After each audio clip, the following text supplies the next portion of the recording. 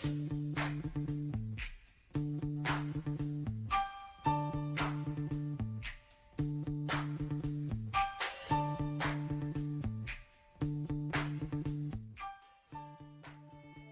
qué en México es tan importante el tema del campo? ¿Y por qué aún una ciudad como esta, que parece por su tamaño del siglo XXII, si ustedes quieren, básicamente tiene estructuras organizativas, y lo voy a decir así como una provocación, que se corresponden a las del siglo XVI? O sea, a la llegada de los españoles se encuentra una estructura organizativa de una ciudad agrícola, de una ciudad que tenía integrado al campo, y que es fundamental el tema de lo rural dentro de esta ciudad. Se va a mal llamar Ciudad de México, porque bueno, pueden haberle encontrado otro término, porque no es solo una ciudad. Mayoritariamente en términos formales y legales, el 54% del territorio de esto que va a ser la Ciudad de México, el estado de la Ciudad de México, resulta que es rural. Básicamente es una ciudad que tuvo a los campesinos dentro de la ciudad permanentemente. Voy a volver a ello, pero quisiera lanzarlo como provocación. Se abrió una posibilidad para registrar pueblos originarios en la ciudad, y resulta que esta ciudad la podemos denominar, sí, también un pueblo de pueblos, porque tienen 154 pueblos, han sido reconocidos como pueblos originarios de la ciudad. Entonces ya hasta les diré anécdotas de pueblos que ni existen físicamente y sin embargo se registraron porque tienen fiesta, tienen santa patrona, ya saben, todas las cosas que tiene esta ciudad cohetera, ¿no? En cualquier lugar de la ciudad, el campo en la ciudad. Precisamente cómo nos llevaría esto a discutir en una ciudad donde el 54% es rural, pero en un país donde el 54% también del territorio nacional es propiedad social, esto es ejido y es comunidad. O sea, lo que les quiero decir es que estamos en un país donde lo rural tiene una impronta en términos de la construcción del territorio nacional fundamental, no solamente por la historia de la Revolución Mexicana, sino voy a tratar de introducir cara a la ciudad algunos de los elementos que me parecen fundamentales para podernos cuestionar qué es esto del campo en la ciudad. Básicamente la idea de la construcción de lo que es la ciudad frente al campo acompaña básicamente todo el, digamos, universo simbólico de la construcción del sistema dominante a nivel mundial, esto es del capitalismo. La ciudad es el emblema que representa en términos simbólicos la construcción de la modernidad, ¿sí? Y el despliegue de un sentido de pertenencia, de construcción de los individuos, de la ciudadanía. Así tenemos una suerte de construcción dicotómica, insisto en lo simbólico, más que una construcción efectiva y real. Por ejemplo, se nos dice que desde la antigüedad había ciudad frente a campo. Totalmente, sí, es una leyenda urbana, como le llamamos, es un cuento de las ciudades en la antigüedad. ¿Sí? Estamos hablando del planteamiento de Platón sobre la ciudad, gira alrededor de una separación absoluta, pero el imaginario de la modernidad opone ambos espacios, el espacio del campo y el espacio de la ciudad. Por otro lado, se dice que en términos de la esclavitud que va ligada a estas ciudades, ¿sí? Existía también una ciudad donde los ciudadanos, los que tenían derechos, los construían independientemente del campo. Esto es totalmente falso también. Hay toda una relación campo-ciudad en la Grecia, digamos, de la antigüedad, pero también hay una permanencia del sentido de lo rural también en la construcción de las ciudades en términos artísticos y todo eso. Pero la modernidad efectivamente va a construir un sentido que toma forma en la civilización occidental, la separación entre el campo y la ciudad. Se dice de la ciudad que es donde se da la civilización, el progreso, donde la construcción gira alrededor de una asociación, esto es, de una construcción por voluntad de una sociedad. Entonces la ciudad se va a construir alrededor de elementos asociativos, se supone que por voluntad, por construcción propia, por tramados específicos.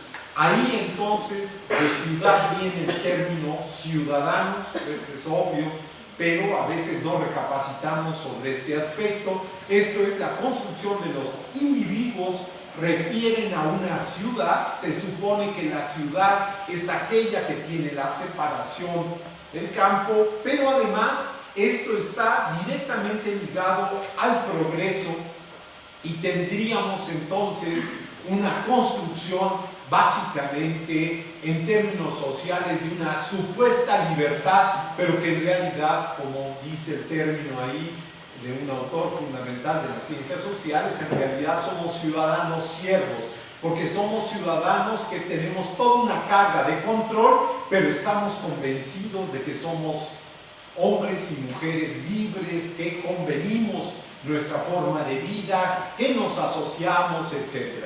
Cualquiera que voltee a ver la forma en la que ha crecido esta ciudad, hay todo menos asociación, hay todo menos planificación, existe todo eso, pero sin embargo a este espacio llamado ciudad se supone que está dominada por un principio de racionalidad instrumental.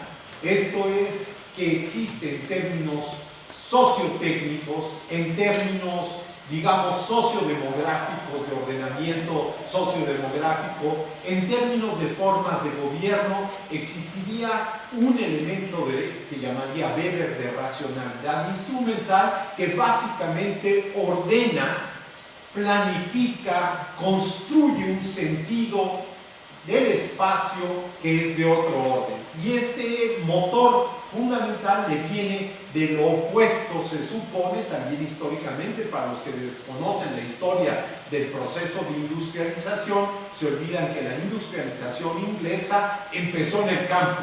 Las grandes fábricas, sí, nacen en el campo porque nacen ligadas a digamos, a la fuerza hidráulica, y nacen ligadas también a el hilado de la lana. Después empiezan a concentrarse en las ciudades cuando se desarrollan los medios de comunicación, pero hay esta imagen: industria es ciudad, y solo existe industria en la ciudad.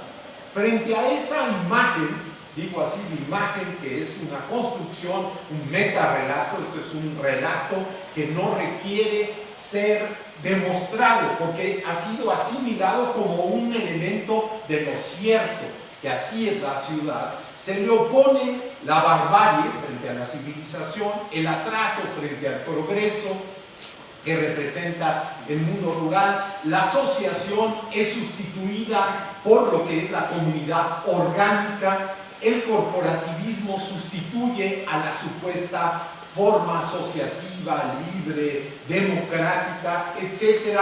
Esto es, son individuos no ciudadanos.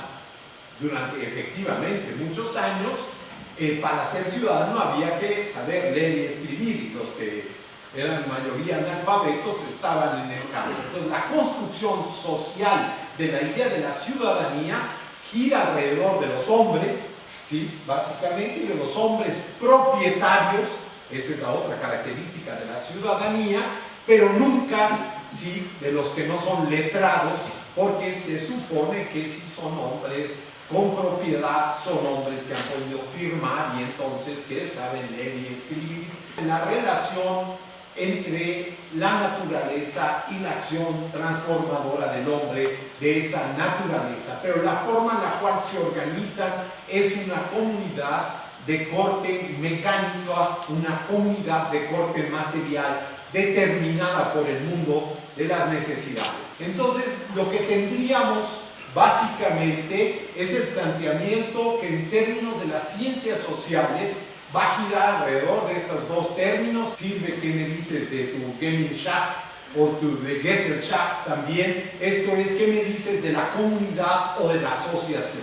Eso quieren decir estos dos términos que vienen del alemán, pero que básicamente confrontan a la sociedad en aquella sociedad que opera a partir de la comunidad o aquella sociedad que opera a partir de la, digamos, asociación volitiva, esto es, de la asociación por voluntad que establecen para construir una sociedad. En esta perspectiva, entonces, la espacialización se va a construir en términos dicotómicos. O sea, tenemos el campo construido idealmente en términos ideológicos, subrayo esto, no en términos históricos, y aceptamos en términos generales la modernidad occidental como la única, sí que se plantea. ¿Cuál es la espacialización de la modernidad occidental?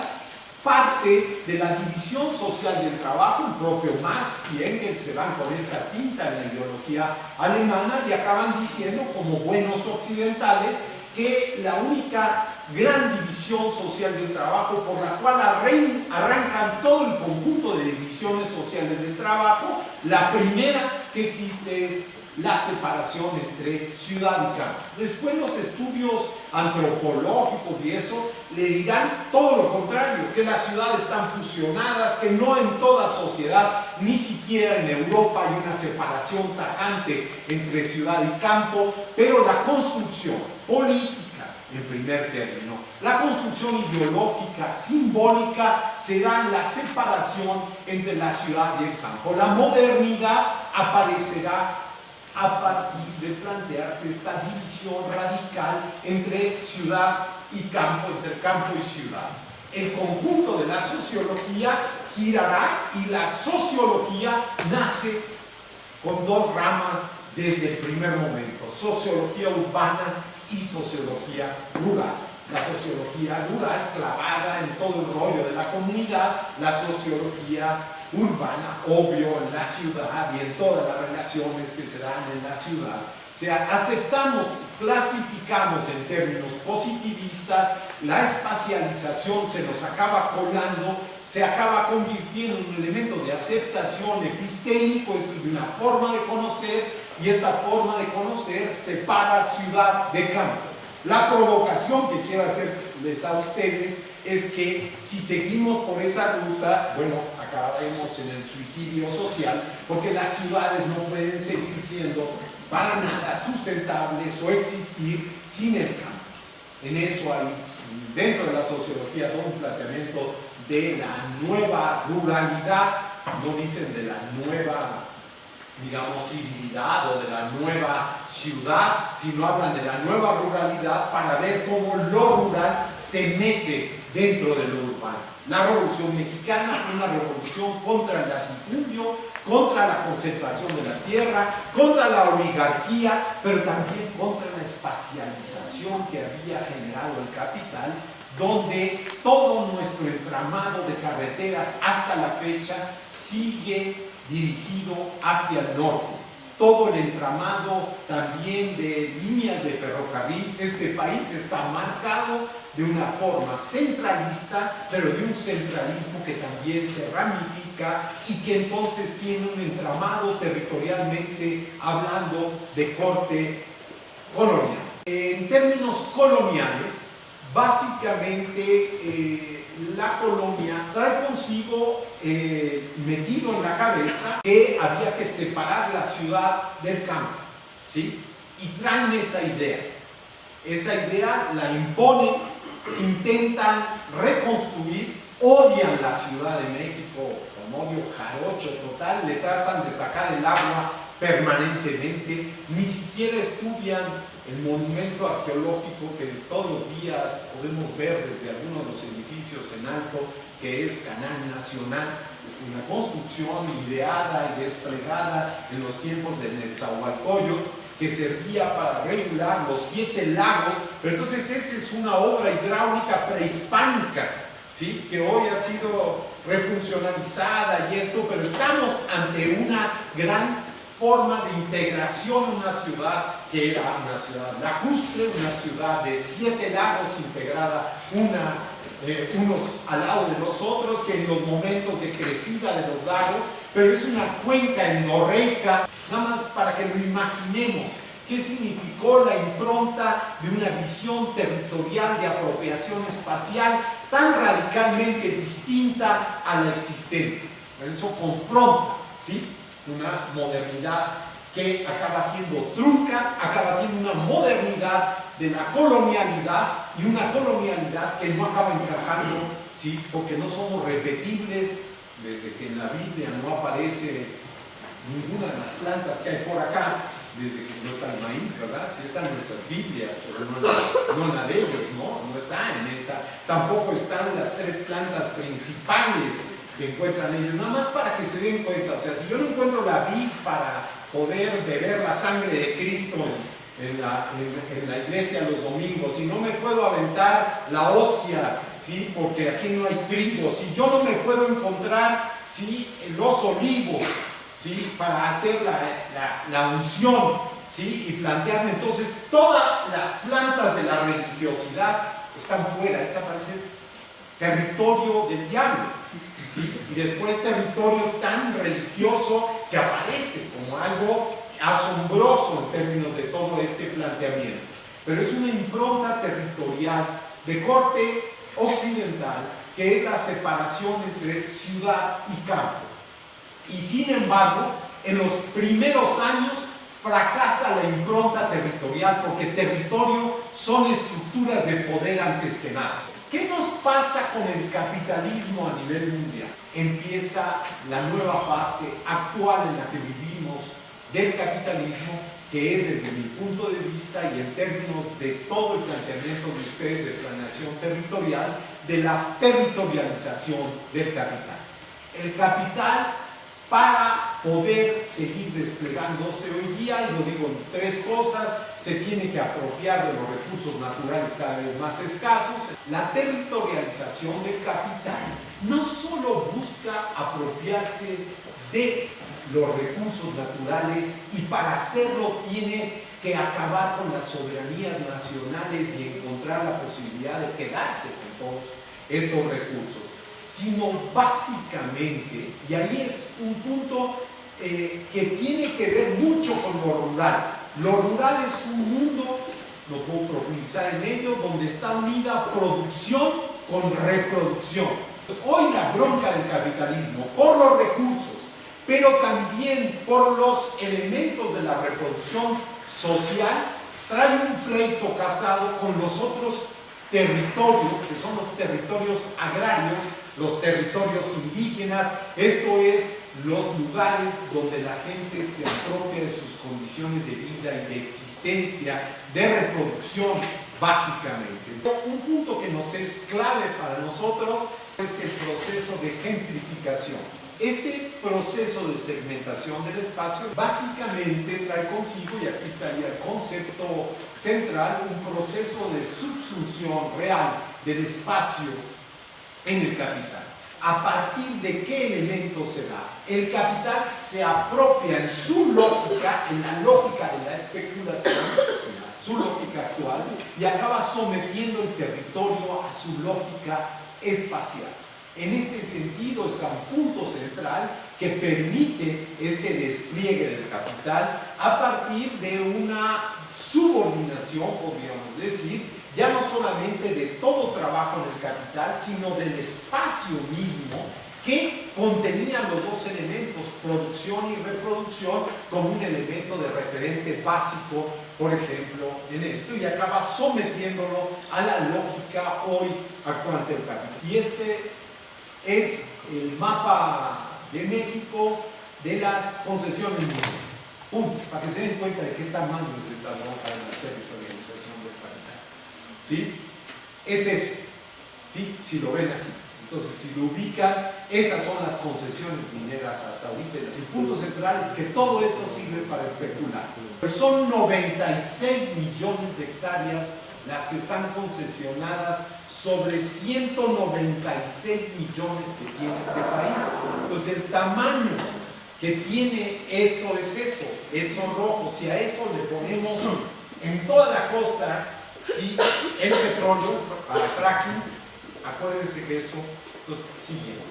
Socialmente hay una lucha y una confrontación que básicamente tiene que ver con un despliegue de orden territorial para enfrentar los territorios del capital. Desde mi punto de vista, no solamente tiene que ver con la organización territorial. La pregunta es si estamos ante una nueva fase de los movimientos sociales. Y solo quisiera introducir el concepto. Los movimientos sociales se convierten en societales. Tiene que ver con una construcción totalmente alternativa de la movilización social. La movilización social gira alrededor de tu capacidad de enfrentar proyectos de vida a proyectos de muerte. A ver, les digo una lucha territorial que nos tocó en la Ciudad de México, que es la lucha sobre el aeropuerto con los de Atenco. Si alguien se fijó realmente qué hacían, venían con los machetes y anunciaban en el piso la fuerza del machete. Lo pusieron como es San Salvador Atenco, San Salvador está así, ¿no? Cristo y cupo el machete, pues imagínense. La fuerza del machete, ¿no? En términos de machete, la vida diaria, la cotidianidad, sobre todo el manejo del tiempo y por qué no quieren un aeropuerto ellos, ¿sí? De toda esta significación. Pero si ustedes ven cuando se van frente a la Suprema Corte de Justicia, a la lucha, ¿qué se les ocurre poner ahí? Bueno, colocar un montón de anafres y empezar a hacer quesadillas para todo lo que pasara. O sea, en vez de repartir un volante, te reparten una quesadilla y te digo, si acaban con nuestra tierra, acaban con estas quesadillas. Acaban con esta forma de vivir, acaban con lo que para México es fundamental, que son los maíces, atacan nuestro entorno, etc. Te están mandando un mensaje desde la vida diaria, desde tu cotidianidad, de lo que significa una lucha esencial para proteger tu condición. Entonces, algunas cosas muy rápidas que ya una la había adelantado. En este momento hay 156, ahí está el mapa, se alcanza a ver medio oscuro ese mapa, pero la serie de puntitos y todos los nombres son los 156 pueblos que están en absolutamente todo el Distrito Federal. A ver si les digo, a ver, con dos imágenes de contraste. Si uno piensa en Azcapotzalco, ¿sí?, donde está la otra UAM, uno diría más urbano, no puede ser. O sea, no pensemos en Xochimilco. Yo cuando llegué aquí, pues había vacas que se nos metían acá, había que corretear los guajolotes, había que sacarlos. O sea, estábamos invadiendo la zona, realmente las vacas pastaban dentro de la UAM, venían. O sea, todo eso existía aquí había una verdadera invasión. Pero uno dice Azcapotzalco, ¿no? Con todo que está en un camino real, en un viejo lugar donde también había pastizales para vacas, y ahora ya no hay nada de eso, ¿no? Por supuesto, si alguno de ustedes ha ido a la UAM Azcapotzalco alguna vez, pero básicamente lo que tenemos son 600,000 vientres, así le dicen los veterinarios, 600,000 vientres de puercas en todo Azcapotzalco, ¿sí? Eso significa producción de gas metano, no saben en qué cantidades. Eso significa, digamos, una producción de carnitas cañona. Eso significa, estoy hablando no de puercos, porque puerco sería un puerco grande, un puerco chiquito. No, de marranas que se pueden, digamos, quedar con marranitos y tener más marranitos y toda esa dinámica de lechones y todo eso. Si yo les doy ese dato, entonces ustedes van a tener otra imagen de su ciudad, porque resulta que aún en términos urbanos, en un lugar tan urbano como Azcapotzalco, la gente tiene una impronta cultural, rural, fundamental a partir de su alimentación, pero todo eso. Y dentro de estos pueblos hay uno que es La Piedad, que no existe ya físicamente, le pasaron el viaducto Piedad por arriba, quedó un pedacito de iglesia nada más, pero cuando vieron las características para ser pueblo, los que todos los años hacen la fiesta de la piedad, echan cohetes, arman la fiesta, se reúnen todos los que están dispersos en la ciudad y en otros lugares y hacen su fiesta, y entonces se reclamaron como el pueblo de la piedad, pueblo físicamente existente, pero simbólicamente existente. Si nosotros tomamos atención de lo que significa esta ciudad de fiestas, esta ciudad de pueblos, veremos entonces que es una ciudad distinta, pero si la vemos también en términos de los poblados estrictamente rurales según el censo, y aquí tenemos una bronca, porque los poblados rurales dejan de serlo cuando pasan y tienen 5.001 habitantes.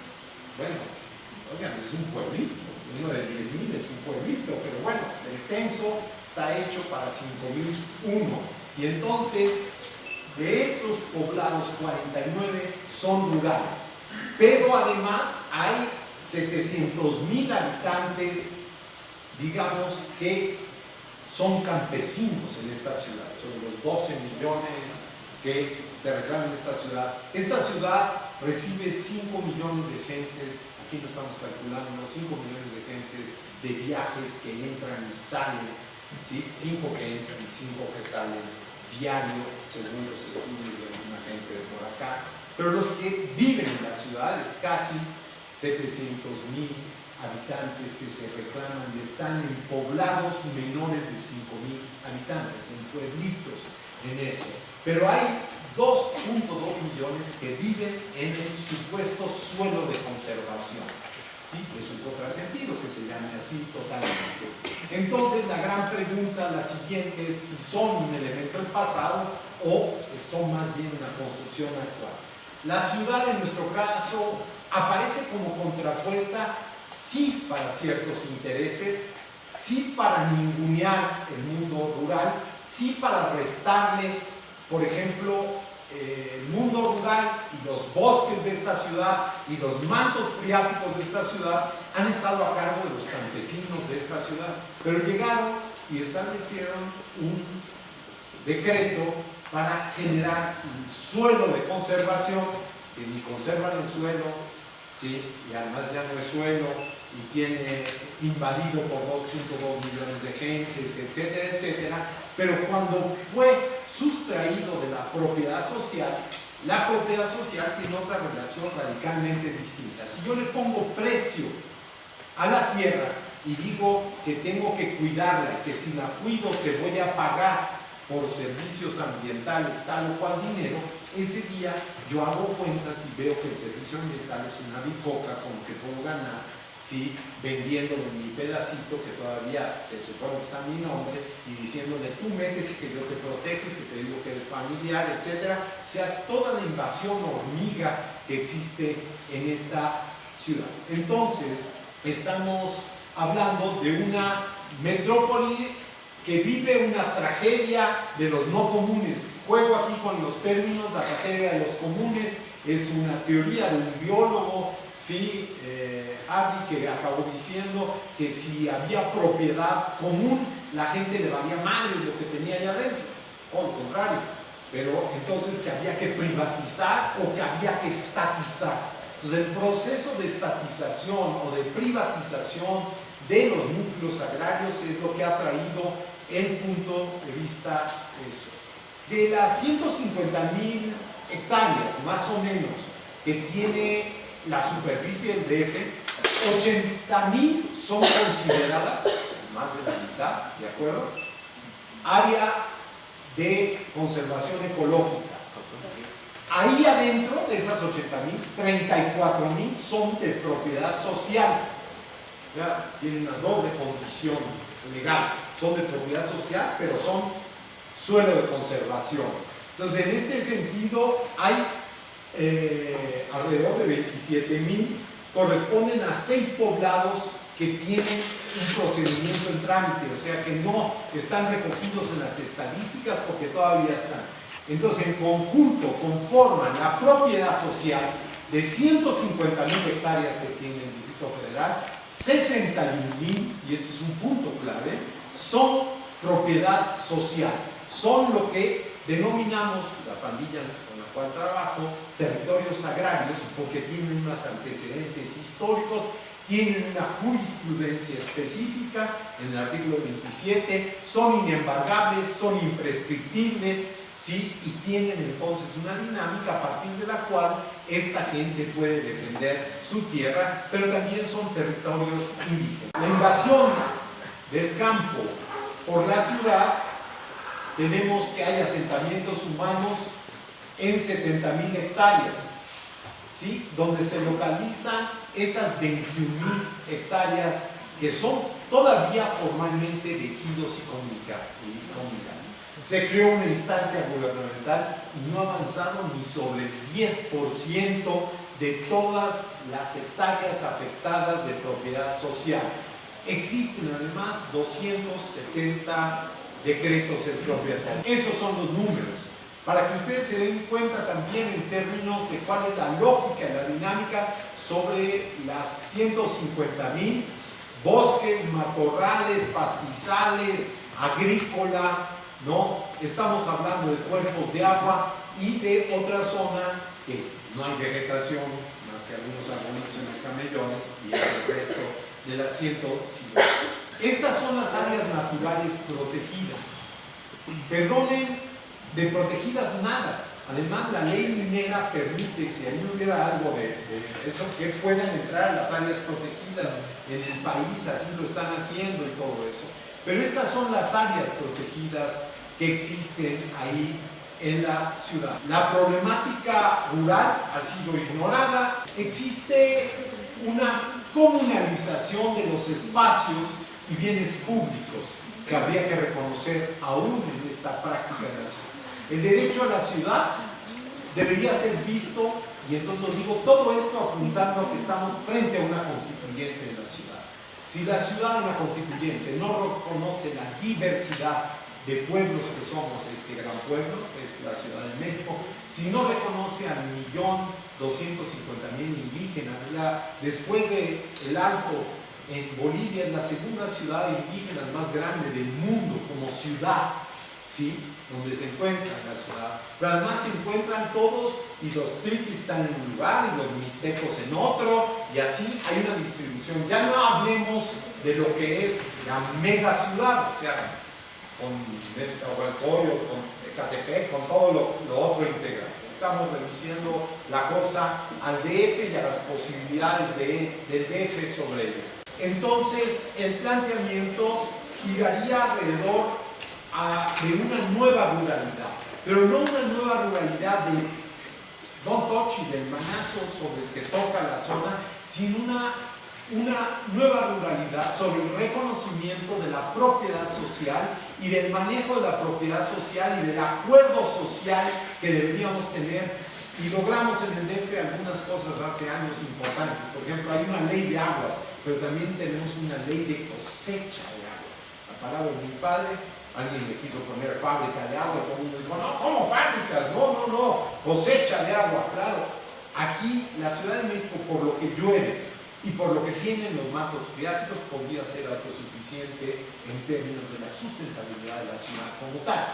Pero no lo es. Si importa agua, este es uno de los problemas. Esta es la división del régimen de tenencia de la tierra, que ya les dije, comunal, es la mayoría es comunal, o sea, ni siquiera es ejidal. Estos son los núcleos agrarios en el DF donde se encuentran, son 37 núcleos, la mayoría están en Tlalpan, y después en Milpa Alta, en Tláhuac le sigue, ¿no? Estamos hablando entonces de núcleos agrarios muy poderosos territorialmente. Esto es con estructuras políticas también que territorialmente, no estamos hablando de 500 núcleos agrarios, de 37 núcleos tienen la tierra que les refería antes. Los ejidatarios y comuneros tienen, digamos, hay una división entre posesionarios, gente que no es ejidataria y comunera, pero que es productora agrícola, un 11%.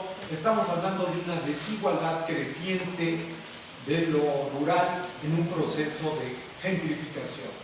El DF tiene pobres, y muchos pobres, y están en el mundo rural. Este es el índice de marginación por delegación y la delegación más alta es esta, Milpalta, Xochimilco, Tláhuac, Magdalena, Tlalpan, Coajimalpa, Álvaro Obregón y parte de Coyoacán. Estamos hablando de que este es el índice de desigualdad en donde en el mundo rural del Distrito Federal, el índice de marginación por delegación. Bien, con esto voy a cerrar. Bueno, con el término de la producción del espacio de Henri Lefebvre, básicamente la producción del espacio es no solamente la producción que hace el capital del espacio, sino la producción que hace la sociedad para socializar, valga la redundancia, el lugar donde vive. El lugar donde vive parte desde la casa, el locus, casa, hasta todo lo que es los elementos básicos para vivir, educación, parques, diversiones, etcétera, todo lo que haría eso. Entonces, la producción del espacio en esta ciudad, básicamente, en términos de apropiación del espacio, podríamos decir que ocurre en tres espacios distintos que habría que trabajar más a fondo.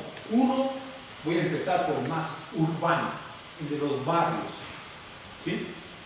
Hay un trabajo viejísimo que es cómo sobreviven los marginados. ¿Sí? Viejísimo. ¿Sí? El OVNI. Y se dedica a ver cómo sobreviven los marginados de la ciudad, en los barrios de la ciudad. Toda la estructura es campesina. Los barrios son de estructura campesina. La estructura barrial es una estructura no de ciudad moderna. ¿Sí? No, barrios no son ciudad a la imagen europea, norteamericana de lo que son las ciudades. ¿Sí? Básicamente, eso es en todo el México central, la Ciudad de México, la parte central y eso.